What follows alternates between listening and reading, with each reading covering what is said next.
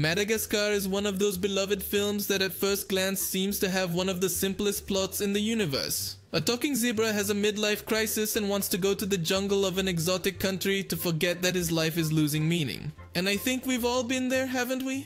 The thing is, when we go to his expanded universe, we see international agencies, eco-terrorism, fiscal beacon, and many other things that make this one of the strangest animated universes. But among all the spin-offs, Christmas specials, and PlayStation games, there is one piece that stands out among all. All Hail King Julian. This is a Netflix series that serves as a canonical prequel to the films and explores the adventures of the Lemur King before he meets Alex and his friends in the wake of Marty's midlife crisis. And that word is key, canonical, that is real within the Madagascar universe. Because underneath what appears to be just another talking animal comedy lurks one of the most vile and twisted beings, not just in the world of Madagascar or DreamWorks, but in animation in general, Mort. If we go to the official Madagascar wiki of this paw-loving lemur, at first everything is going to look normal. It has information on the movies, series, specials, etc. But that's when we notice the weird details, starting for example with his age. The wiki marks over 50 years old, although we always assumed that it was a child, or a very small lemur.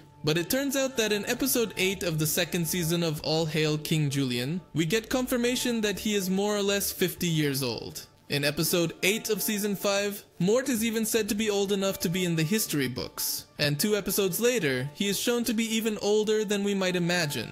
But this is something we'll discuss in a moment, when we talk about the horrors this furball hides. His wiki record doesn't end there. It tells us that he has had about 10 ex-wives all dead, that he has several children scattered around, and that his occupation, besides being a member of the king's retinue and all that, is to absorb souls. Yes, this is all straight out of All Hail King Julian, and if you haven't seen this series, you'd better prepare yourself for one of the most unhinged reviews we've ever done on this channel. The first season of this show looks pretty normal for a children's show. I mean, the humor is sometimes a bit adult, like the time when the fossa want to procreate with Mort to create a new species, but there are things that still seem to be just jokes at the beginning, and gradually begin to reveal something much darker.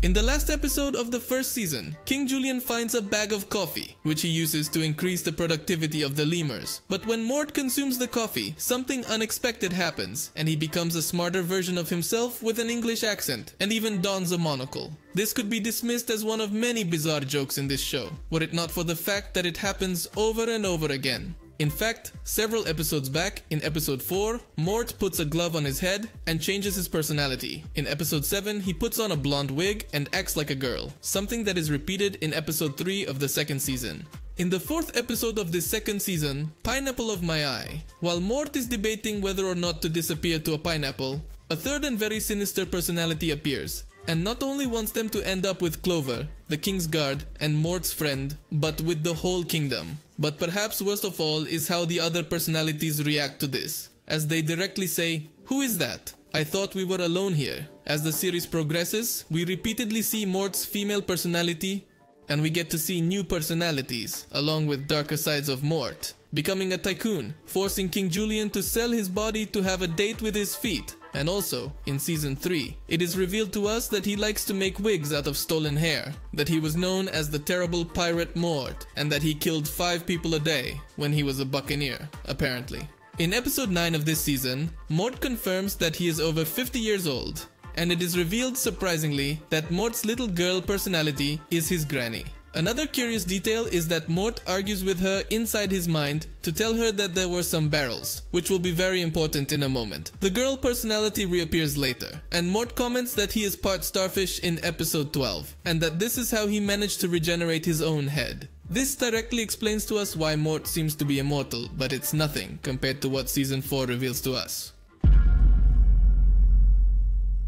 No, I still don't lose my head. Throughout the season, we see more of Mort's personalities, most notably in episode 7, where he consults with his inner Morts, and it's also mentioned that he has gills and that his dad was a bear. But the really weird stuff comes in episode 10 of season 4, The Wrath of Morticus Khan, where King Julian clones himself with the help of Timo, the kingdom's inventor, because he says he needs more Julians. Or well, that's what they think, because it actually turns out that the machine is about an interdimensional portal. Not a cloning machine, And when Mort uses it, he opens a portal to a world full of evil clones of him, which gives us to understand that our demented Mort is not an anomaly, he is a constant. But in the midst of all, the worst is about Morticus Khan, the supreme leader of the Mortiverse, who comes to our world to conquer it, while our Morty says, "My nightmares have come to eliminate us." In this episode, we see Mort ready again, and we discover that Morticus Khan is feat resistant, unlike all the other Morts of the multiverse. The special thing here is that Smart Mort is direct friends with the Sky Gods, who turn out to be real and are talking fruit, and Smart Mort communicates with them like it's nothing, so they can help him explain the concept of the multiverse, something very, very curious. And as if this revelation wasn't enough, Smart Mort mentions that he must leave because being present causes a space-time imbalance in the universe, which brings us very strange possibilities, but we'll come back to that later.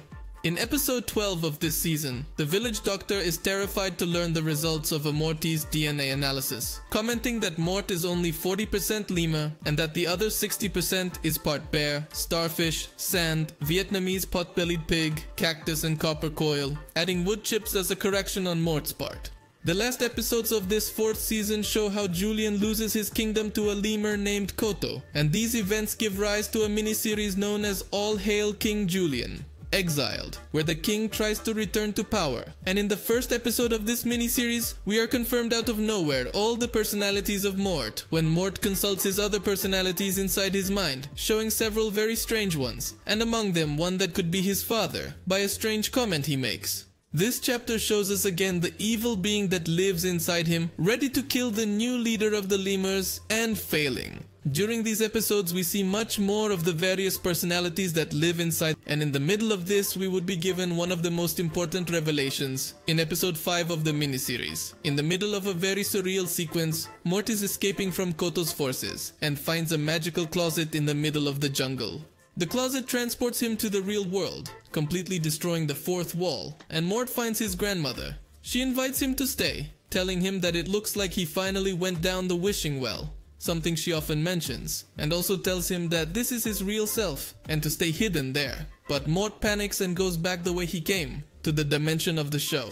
This tells us that Mort, like his clones or other versions, can travel between dimensions, and leaves us with many unanswered questions about his interdimensional granny. A scant 10 minutes after the closet incident, Mort mentions that scientists who have studied him have discovered that he releases certain unexplained pheromones of possible extraterrestrial origin, which gives us yet another layer to investigate. In fact, something I didn't mention is that in the final episode of season 3, Mort shows a solar system in the shape of a foot and says, "This is my planet, Footicus Majora." This star formation reappears in a Mort art show in episode 3 of season 4 and gives us a possible alien origin for this strange creature. Returning to the miniseries, in episode 9, Mort returns for coffee to summon Smart Mort to reactivate the portal, confront Morticus Khan, and take on his horde of Mort to overthrow Koto. In the next episode, both Morts face each other, and something very interesting is revealed to us. Morticus Khan has waited 1,000 years for his fight against the Great Mort, which would tell us that even 50 years is too short a time for this animal, to whom we can safely add immortality to his huge list of powers. This is not the only thing we are told, but thanks to Timo, it is confirmed that every Mort in the multiverse is an immortal multiversal conqueror. This is an absurd information dump, so pay attention. Mort forgot all this as a consequence of interdimensional travel, and thanks to all the alternate Morts he absorbed. Morticus wants to absorb our Mort to get his powers and those of the countless versions of him that our Mort has absorbed. These absorbed versions make him feel bloated and are the final explanation for his alternate personalities. That's right. The ultimate revelation is that all of his personalities are souls absorbed by our Mort before he lost his memory, which brings up very disturbing implications. But before we can explore them, we see them directly in the next episode, where Mort travels into his subconscious to find Smart Mort. His mind is filled with different versions of himself, including a spider Mort from horror movies, Smart Mort and his granny, which confirms, once and for all, everything seen in the previous episode and the title of this video. Mort ate his granny, and a bunch of other Morts from other universes. In the episode, he has an epic battle with his grandmother's soul, because she wants to take control of his body and take revenge for consuming his essence. And we also see that there are dozens of other MORT's souls in his mind, all seeking revenge for what Mort did to them. At this point in the story, Mort is the most powerful of all his alternate versions, as he absorbed Morticus Khan, and for the 5th and final season of the series, the mystery is put aside and all the strangeness of Mort is talked about directly, who at the end of the season demonstrates powers of telepathy, and even mentions that he has 12 ex-wives, all dead of old age, leaving another crazy clue to his true age. But we're still left with the 2 most incredible revelations about this creature from hell. Throughout this 5th season, we again see evidence of his absurd biology, as in the first episode he mentions that he hasn't laid an egg in 40 years, and in the second, he drops all his skin when he jumps into a toxic pool, but recovers as if nothing happened. In the 3rd episode, he reveals that he has grandchildren, and when asked how come he has grandchildren, he says, "What? Did they escape? Ah, don't let them find me," and uses spider powers to climb up the wall. Super normal. This all comes to a conclusion in episode 9, which connects to a loose comment in a scene from the previous episode. See, in episode 8, he mentions that he can change his DNA. And in episode 9, Mort consumes incredible amounts of flies, and after vomiting them up for a while, he becomes part fly, which explains once and for all his weird DNA, and how he can have DNA from inanimate objects. Not only can he absorb souls, but also the characteristics and genetic material of whatever he can eat. In addition to this, we see his alternate personalities again, and specifically in episode 9, we see how his struggle with all of his internal morts in the previous season is set up. It's interesting because we basically see a giant council of all his personalities, including a very particular political mort.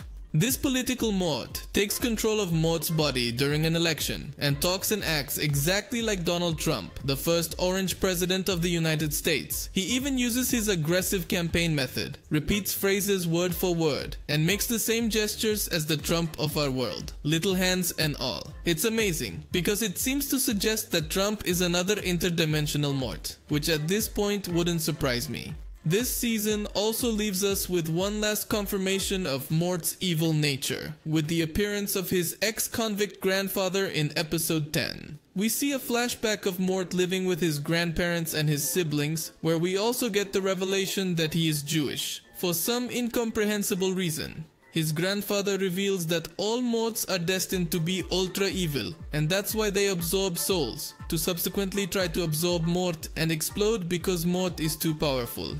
What's more, it becomes more than clear that Mort was ultra evil, because he says the voices in his head tell him of crimes he doesn't remember committing, but after losing his memory and gaining friends, he doesn't want to be evil, let alone harm Julian or his fluffy feet. The big question is then, what is the origin of all these abilities? And of course, how exactly did he lose his memory? And although at no point is anything confirmed to us, there are some things that make me think that Mort is a being older than the universe itself, and everything revolves around Smart Mort. Smart Mort is his most stable personality, and he seems to be the only one who didn't want to take revenge for being absorbed, and I think that's because he's the only one who wasn't. I think Smart Mort is, in a way, what's left of the original Mort, who purged all his evil by making himself forget his crimes. There are several theories on this subject, mostly made by the THEORIZER, who has a saga of 23 videos and counting. But personally, I think it all revolves around 2 very simple evidences. The first is that Smart Mort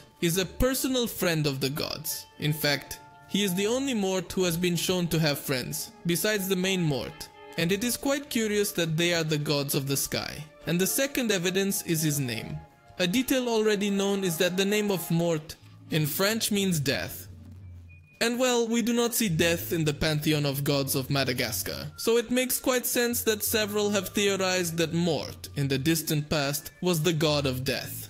There are many theories that multiple Morts split off in the multiverse, or that he was reincarnated into multiple Morts multiple times, and if those crazy theories sound interesting to you, I recommend you check out the English language channel of the THEORIZER, who was the first YouTuber as far as I know to cover Mort's crimes. But on my side, I don't think we have enough information to know exactly how he went from God to Hellish Furball, from Hellish Furball to multiversal conqueror who absorbed his granny and Donald Trump, and from multiversal conqueror to Furball with a weird feet fetish. Or if, after all, he is nothing more than an immortal Futicus Majora mutant alien after all. Only time will tell. So, I hope you liked this insane video. Like it if you did, and subscribe for more videos like this one, because believe me, there are still more strange stories you don't know about your favorite series.